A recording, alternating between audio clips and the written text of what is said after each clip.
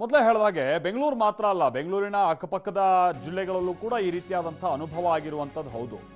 But ಇಲ್ಲಿ ಬೆಂಗಳೂರಿನಲ್ಲಿ ಯಾವುದೇ ರೀತಿಯಾದಂಥ ಭೂಕಂಪ ಆಗಿಲ್ಲ ಅನ್ನುವಂಥದ್ದನ್ನ ಸಂಬಂಧಪಟ್ಟಂತ ಸಂಸ್ಥೆ ಹೇಳ್ತಾ ಇದೆ.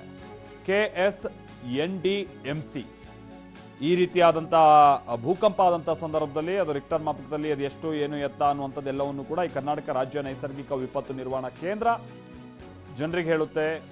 ಈ ಕಡೆ ಭೂಕಂಪ ಆಗಿದೆ ಅಥವಾ ಭೂಮಿ ನಡಗಿದೆ ಅನ್ನುವಂಥದ್ದು ಎಲ್ಲವನ್ನು ಕೂಡ ಅವರು ಅದನ್ನು ಗೇಜ್ ಮಾಡ್ತಾರೆ. ಬಟ್ ಇಲ್ಲಿ ಭೂಕಂಪದ ಯಾವುದೇ ಲಕ್ಷಣ ಇಲ್ಲ, ಆದರೆ ಶಬ್ದ ಕೇಳಿಸಿದ್ದು ಹೌದು ಅನ್ನುವಂಥ ನಾವು ನೋಡ್ತಾ ಇದೀವಲ್ಲ. ಒಂದು ಪ್ರೆಸ್ ನೋಟ್ ಕೂಡ ಅವ್ರು ರಿಲೀಸ್ ಮಾಡಿದ್ದಾರೆ.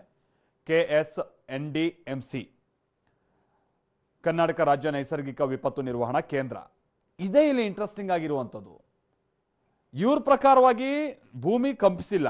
ಬಟ್ ನಮ್ಮ ಜೊತೆಗೆ HSN ಪ್ರಕಾಶ್ ಅವ್ರು ಮಾತನಾಡುವಂಥ ಸಂದರ್ಭದಲ್ಲಿ ಅದೇ ವಿಚಾರವನ್ನು ಹೇಳ್ತಾ ಇದ್ರು. ಅವ್ರು ಈ ಬೇರೆ ಬೇರೆ ಸಂಸ್ಥೆಗಳು ಇದಕ್ಕೆ ಸಂಬಂಧಪಟ್ಟಂಗೆ ಕೊಡುವಂಥ ವರದಿಯನ್ನು ಗಮನಿಸ್ತಾ ಇರ್ತಾರಲ್ಲ, ವರ್ಲ್ಡ್ ವೈಡ್ ಎಲ್ಲೇ ಭೂಕಂಪ ಆದರೂ ಕೂಡ ಅದನ್ನು ಪತ್ತೆ ಹಚ್ಚಿ ಅದನ್ನು ಡಿಸ್ಪ್ಲೇ ಮಾಡುವಂಥ ಹಲವಾರು ಸಂಸ್ಥೆಗಳಿವೆ.